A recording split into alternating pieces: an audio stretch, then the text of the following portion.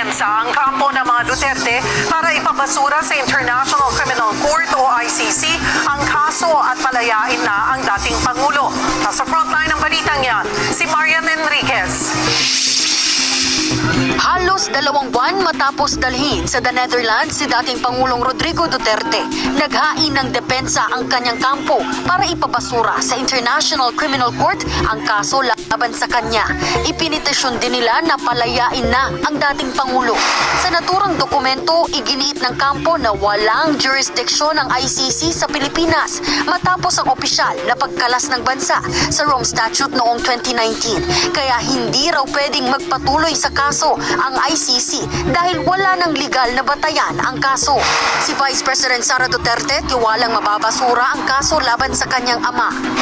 Ngayon ay nakalagay na officially sa ICC website yung pagbabasura ng kaso dahil sa kawalan ng jurisdiction ng ICC at sa immediate release ni Pangulong Duterte. Ayon naman sa Malacanang, bahagi lang ng due process ang inihaing depensa ng Duterte Camp kaya hindi raw sila makikialam.